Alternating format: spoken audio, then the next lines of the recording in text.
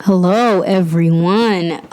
So I'm finally back with another YouTube video. So today I'm going to switch things up. I want to expand my channel, kind of like I've expanded my blog to also include my movie reviews, movie breakdowns, explanations. So the first one I'm going to do is going to be the Stranger Things 3 finale / post credit scene. So as usual, before I get started, go into the description box. I have my Instagram located. Well, yikes, that doesn't actually make sense. But I have my Instagram link down below. I also have my blog link down below. So if you're interested in seeing what I get into outside of YouTube, or if you're interested in reading some of my non-spoiler reviews, click those links. So anyways, we're going to start off talking about the Stranger Things 3 finale. Well, not really that much. I really just want to talk about the post-credit scene, but in order to get some context for everyone, if you have not finished the season, go ahead and click out of this video because you will be upset because I will be spoiling it. Sorry, my bad. Oops. So in the last episode, there's that huge battle between the kids, the parents, and the gigantic mind flayer who has developed a body the size of probably an eighth of the entire town. Okay, that's probably an exaggeration, but he's built of human bones and ligaments, and he is the size of literally the food court. And so the kids are attempting to battle him. 11 has lost her powers, and they only have fireworks to help, let's say, defeat this semi-beast, semi-human, upside-down creature called the Mind Flayer.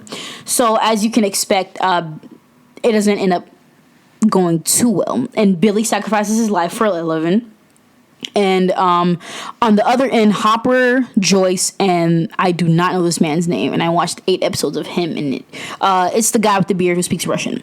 They broke into the Russian lab, and basically they're trying to shut down the upside-down machine penetrator, that thing that looks like guns with lasers pointing into a wall, that thing. They're attempting to turn it off.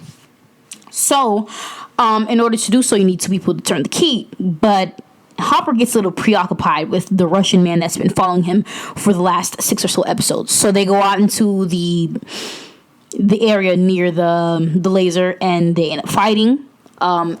At one point, it looks like Hopper's about to lose, and so Joyce, as she's being urged by the kids, has to turn the 2 keys by herself. So at that point, she's trying to debate, well, will she do it or should she do it or not? Because anybody who's caught outside of the zone that she's in will be automatically eviscerated by the blast. So, I mean, her love is out there. Right now she's playing Cold Feet. Right now, I mean, they only have a date. That's a little boot thing. But it's not really her boot thing. But anyway, so she has a little cold feet, but whatever. So she's trying to decide, do I want to turn this off or do I want to keep this on? And eventually she decides to turn it off after Hopper beats up the Russian guy, but he can't get past the ring of explosives that the thing is emitting. So she decides to turn the key and thus explodes. Well, that doesn't really make sense because she's not the actual thing that's exploding. Well, the machine explodes and turns everyone outside of her specific area into dust. And considering Hopper is out there, we assume that he is also dead. So at this point, when I was watching it, I was in tears because Hopper is one of my top 3 characters. Of course, I gotta go with the black guy. Lucas is one of my favorites. Hopper is also another good one. I also like Lucas' little sister, Erica. Dustin's really good. Okay, that's not really the point, but he's one of my favorite characters. And I feel like this season he really steps outside of that whole, sheriff, I'm the man in town. And we got to see some of his vulnerabilities. We got to see how he feels about Joyce. I feel like this is a very redeeming season for him. So to see him go down like that, I was literally bawling in my bed. And this is not any exaggeration. I cried for him. I also wept for Billy. But I also can't forget some of the problematic things Billy did in season 2. So I wasn't really, on the ground weeping for him. But any death is sad. So, of course, I was more crying for Max than I was for Billy. But regardless, when Hopper died, I about fell out. So that right there soured the entire season for me. because I mean I want to see one of my favorite characters next season, because we know there will be a next season.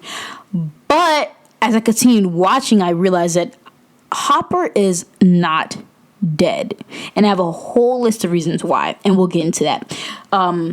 But first, if you're still listening at this point, let me know who your favorite character is and why.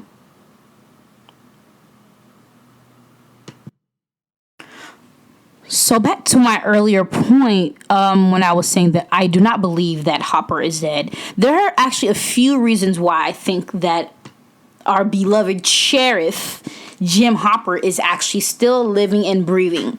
Now, I don't think he's thriving, but I think he's alive, and that counts for something, at least for now. So the first reason why I do not think he's alive, I mean, whoa, yikes, that's kind of counter, yikes. The first reason why I think he's not dead is because we never actually saw him die. Now, that might be a little like, okay, that doesn't really mean anything, but think about it. All the other characters that we saw die, at least the main characters that we know to be dead and not, Will dead, actually dead, we saw their deaths with our own eyes. And consider this is Stranger Things, nothing is actually cemented unless I see it with my own two eyes. Just like we never actually saw the Mind Flayer die, quote unquote, we never actually saw Hopper die. So, for example, we saw Billy die. We saw the Flayed die, or at least fall down, but dead. We saw Barb die, if I'm not mistaken. We saw all of the townspeople getting melted and turning into the Mind Flayer. We saw all these deaths. We even saw the Russian guy die. We saw all of these people die. But considering Hopper has been a main character since the first episode of Stranger Things, you would expect him to show us his final moments, but we didn't see them. After Joyce turned the key, we never saw him again, and we just assumed that he blew up. And mind you, we also saw the workers for the Russians die during that same explosive that is said to have killed Hopper, but yet we never saw his death. We saw Bob die, rest in peace, a good one, but we never saw Jim Hopper die. And I feel if a main character such as big as Jim were to actually die, they would show us, as I said literally 10 seconds ago, his final moments. So that's reason number one. Number two has to do with the scene before, like the scenes after the battle. So the scenes 3 months after the battle when Will, his mom, his brother, and 11 are moving out. So in this scene, Joyce gives 11 a letter that Hopper wrote when he was supposed to be telling Mike and 11 they need to chill out in the relationship, when he was, stank, trying to be a dad, overprotective, blah, blah, blah. He wrote a letter and he was supposed to give them a speech. And she gives it to 11, who reads it. And we get to see Hopper, as he was 3 months ago, writing this said letter. And in this, while he's orating the letter, and while we see clips of him walking around the apartment, and we see clips of 11 crying, we hear a song in the background, and there's a man singing. He's like, and I and you, something like that. I can't sing, but something like that. He's singing. That is the same exact song that was playing when the cops found Will's fake body in season 1, episode 3. So if you guys do not remember, Will was presumed to be dead as they found a body identical to his in the quarry. But later on we found out that that was not the truth, that they staged his death. Will was actually alive, and we, the audience, and the town's members, of the show, obviously they're not real, but they also are part of the story, we all presumed Will to be dead. But why would the producers, the directors, etc., the editors decide to use the same exact song that played when we found Will's fake body? Because this is a fake death. This man is alive. He's not dead.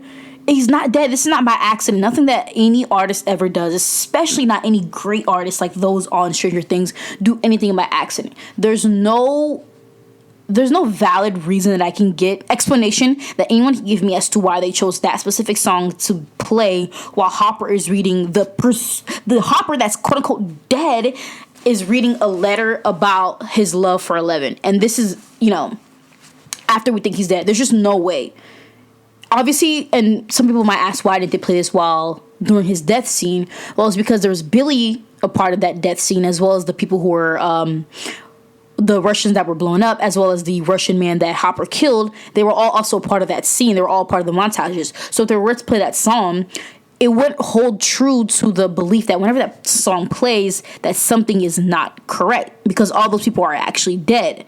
Hopper is not. So when they're reading the letter and the song is playing in the background, it's tying those two scenes together. Okay, the whole fake death thing is coming back.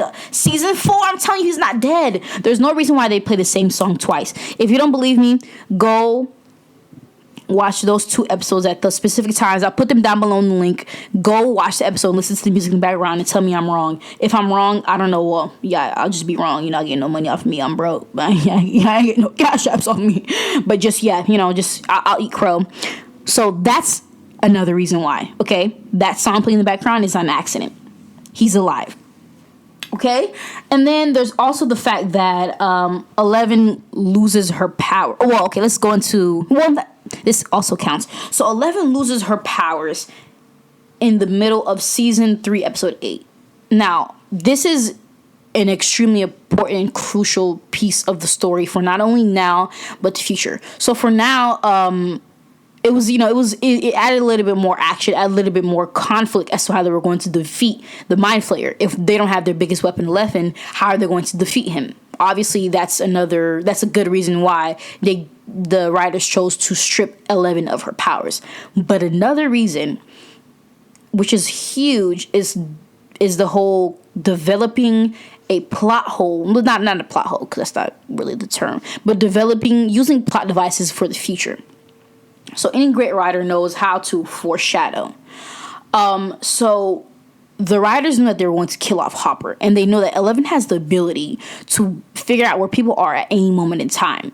So if 11 still had her powers at the end of season 3, and we know that Hopper's alive, we can assume that, well, we know that, but we can assume that 11 will maybe try to contact Hopper. Although she believes him to be dead, you never know. Kids are curious. Just like she didn't believe Will was dead, she would have been able to, because she didn't believe Will was dead and she was able to communicate with him. She would have been able to figure out that Hopper is also not dead. So the writers stripped her of her powers, not only because they wanted to create conflict for that final battle in season 3, episode 8 in the mall. They also wanted to create conflict for season 4, make it harder for them to find out where Hopper is. If they don't have their biggest weapon, 11, who has this whole I know it's called telekinesis. I really don't know what the name of the skill is, but she has the ability to figure out where people are at any given moment in time. They had to take that away, and without making it obvious that Hopper is alive. So that's another big one. 11 losing her powers is much deeper than just a season 3 thing. This is a future thing. So that's another reason why I know Hopper's alive. And so I want to go into the post-credit scene before I kind of talk about like what I predict season 4 is going to be about. But the biggest thing about the post-credit scene is when the 2 Russians go into their underground prison, slum, whatever you want to call that place, and they walk past the jail cell, and one of the guards is going to a door, and his bruh is like, "Yo, no, not the American." Now, this is literally such a big giveaway that I don't even know why the Stranger Things 3 the writers put that in there, because it's so obvious that he's alive, and I would have wanted them to do it a little bit more, special, but I'll take it. I guess everything doesn't need to be complicated. They've already given us a great season. I guess I shouldn't expect them to do all this extra work. But the guard goes up to the thing and says, "No, not the American," and then he goes to the next cell and gets another guy. So this is very, very obvious that they're referring to Hopper. It can't be anybody else because nobody else is missing. The guy with the beard left with the... What is it called? I assume the guy with the beard left with Joyce, which he did. But regardless, The American is a term that the Russian guy, who is now dead, used to refer to Hopper. And I'm assuming that this is a consistent name that they all use because that Russian told all the other ones that they were looking for an American. So I guess they carried out the nickname that the original Russian, who is now deceased, used for Hopper. So they have Hopper imprisoned in a Russian torture chamber, dungeon, hellhole, etc. I don't know what it is, but they have him in there. What they want with him, I don't know. How he escaped, I don't know. But that's what the writers are going to have to figure out for themselves. And that's going to be, in my opinion, what's going to be the main goal of season 4. They're going to leave Hawkins. I don't know who they is, but we're assuming the main characters from season 3, maybe some new people, will be going to Russia to retrieve Hopper or to break out Hopper. And also thought it was interesting how there was the Demogorgon from the Upside Down in that jail cell, because they never really explained what the Russians were trying to do with the Upside Down. I'm assuming, again, because we saw Demogorgon in the post-credit scene, mid-credit, whatever, in that scene, that they were trying to retrieve the creatures for, one, torture, and two, as a war cleaver, weapons of war. Right. If you have these human-eating demons on your side, you're bound to take over the world, and that's pretty obvious. So that's why I'm way off track. But regardless, so I thought that was also another interesting thing. But to wrap it all up, because that was really off of the radar, but, whatever. I'm doing this off top of the dome. I think season 4 can go a lot of ways, especially with Will, 11, Joyce, and I do not know this man's name. Mike's sister's boyfriend. I don't know his name, which is also Will's brother. Jonathan, there we go. Boom. I think because Jonathan, Joyce, 11, and Will left Hawkins, I think that's also another interesting dynamic that we're going to see, is how through the friendships, which is such a huge part of the show, how those hold up. So that's interesting. I think that will be explored. 2, the relationship between Mike and 11. I think that will be ending in season 4. I think they'll be breaking up. I think their story will end as a first love story. I don't think they'll end up as soulmates. I think the relationship between Lucas and Max is much more promising, just because it just seems more authentic. It seems more based off of genuine like of each other, whereas 11 and Mike's relationship seems, head over heels, blase, fairy tale romance, usually a first love kind of thing. So I think season 4 will have the whole moving situation. 11 and Mike's relationship will come to an end. I also think that season 4 will be primarily, like I said before, the crew attempting to find out, they will find out that Hopper's alive. How? I don't know. Again, I'm not a writer for Stranger Things 4, so I can't tell you. But I think they will find out Hopper's alive, and 11 will battle with trying to get her powers back, and once she gets her powers back, they will, I don't know if she'll get her powers back at the facility or before, but, that will be a defining moment in them being able to find Hopper and breaking him out. And I also think this should be the final season, simply because the kids are growing up, and a huge part of the show was them being kids. And I think now that they're 15 in the next season, they love taking their time. They'll probably be like 17 or 18 because, the Duffer Brothers love taking 3 years to write. Not right. Okay, that was very disrespectful. They love taking 3 years to release new things, because the last Stranger Things 2 came out 2017. It is now 2019. 2 years that we had to wait for this new season. We'll probably be waiting another year and a half, probably December 2020 or early 2021. We'll be seeing a new season of Stranger Things. So they'll be growing up. So the whole kid aspect of it will be kind of gone. They'll be grown individuals. So the dynamics of the show will really change the next season. And I think also they can't continue having demons coming to kill the kids. It will get played out.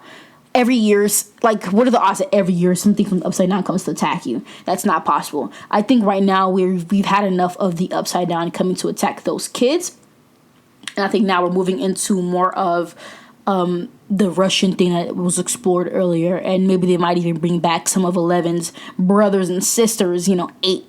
And I know some other ones were mentioned, some of the other experiments will be brought out. I think that would be a great addition. So yeah, I think this is going to be a great new season. I might do a full review of Stranger Things season 3, depending on how you guys like this video. Let me know of any other shows you want me to talk about. I think I might do a not Stranger Things too, Spider-Man Far From Home post-credit scene analysis as well, or just a review in general. Let me know what you guys are interested in, and my next video will be a Locke update finally before people try to kill me. So that will be next as well. So thank you guys for listening, and it's my pleasure, and I'll see you guys when I see you. Deuce.